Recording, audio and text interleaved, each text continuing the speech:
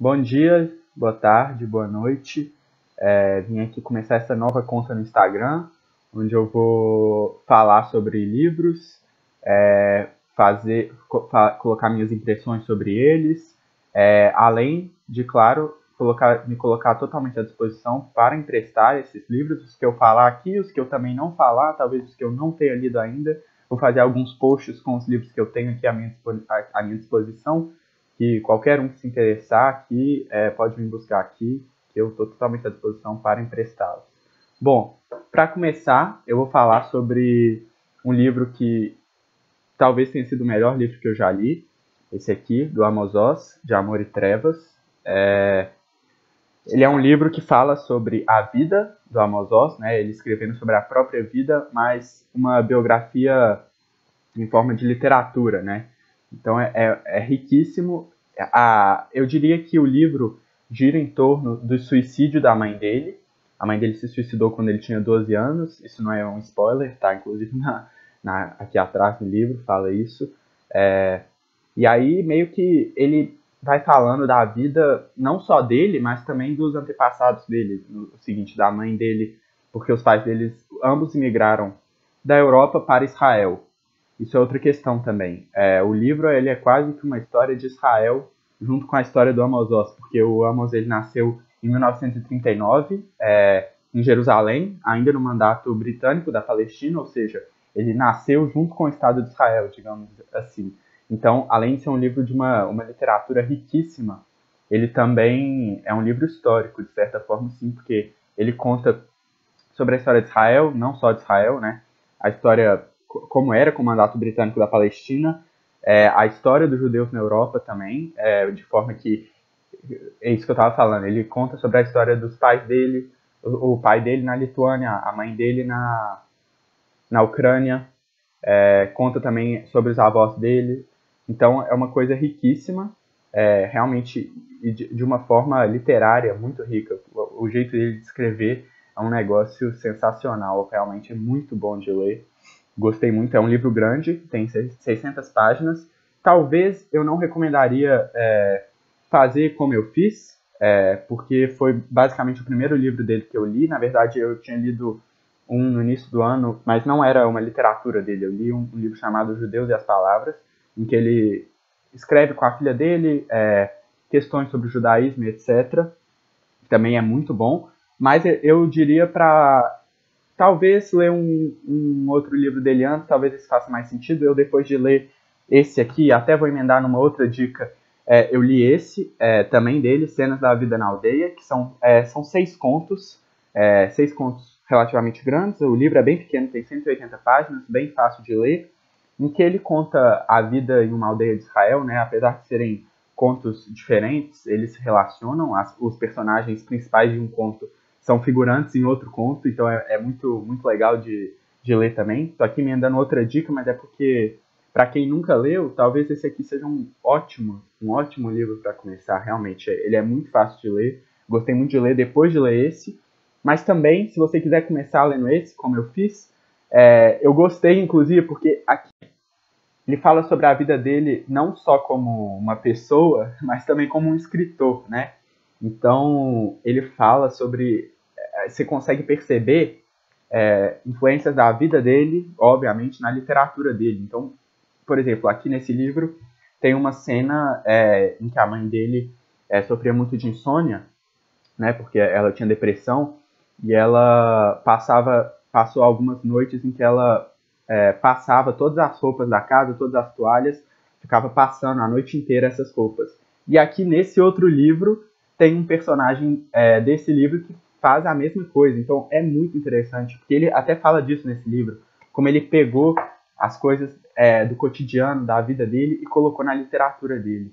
É outra reflexão que ele faz, né? Ele fala que por muito tempo ele achou que ele não conseguiria escrever, porque a vida dele era patética, de certa forma, né? Era muito cotidiana, e que ele achou que só poderia escrever sobre grandes homens, grandes mulheres.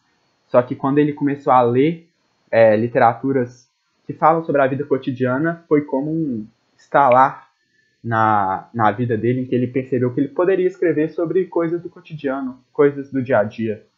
E bom, como eu falava antes, eu acabo misturando várias coisas, mas espero que não fique muito difícil para conseguir entender. Eu falei que esse livro gira em torno, né, do suicídio da mãe dele, de certa forma. Só que o livro, como eu falei, ele vai indo para trás e para frente, ou seja, tem momentos do livro em que ele fala da vida dele no kibbutz, né, ele viveu num kibbutz em Israel, se mudou da casa dos pais aos 14 anos, do pai, né, porque foi depois do suicídio da mãe, foi para um kibbutz, viveu lá por 30 anos, fala inclusive da vida dele no momento que ele escrevia, que foi em 2001, onde ele já morava no deserto de Arad, em Israel. Então é realmente muito interessante de ver, porque ele fica indo e voltando, indo para trás para a Europa, depois indo para frente no kibbutz. Então é realmente sensacional esse livro. Bom, e aí falando dessa questão histórica e política, além de ser uma literatura riquíssima, né, teve alguns trechos realmente que me marcaram de forma assim, de compreensão histórica mesmo e política. Tem uma parte aqui que eu gostaria até de ler para vocês, quando ele está falando do cerco a Jerusalém, né, para quem não sabe, durante a guerra de 48, né, onde houve uma guerra entre Israel e 5 nações árabes, a parte judaica de Jerusalém, né, a parte ocidental, foi cercada, e o Amos vivia exatamente nessa parte da cidade. Ele escreve muito sobre Jerusalém também no texto, inclusive, muito bonito, ele escrevendo sobre a Jerusalém daquela época. Enfim, e aí tem uma parte aqui em que ele fala sobre o conflito, né, árabe-israelense, em que ele fala o seguinte: na vida das pessoas, assim como na vida dos povos, os piores conflitos, na maior parte das vezes, são os que aparecem entre dois segmentos perseguidos. É mera hipótese otimista imaginar que o perseguido e o oprimido vão se unir em solidariedade e juntos derrubar as barricadas de um empedernido opressor. Na verdade, dois filhos de um mesmo pai que os maltrata nem sempre se unem num pacto solidário, não obstante terem sido unidos pela sorte compartilhada. Muitas vezes, eles se veem não como parceiros de infortúnio, mas como a imagem de seu perseguidor comum. Deve ser esse o caso entre árabes e judeus nesse conflito que já dura uma centena de anos.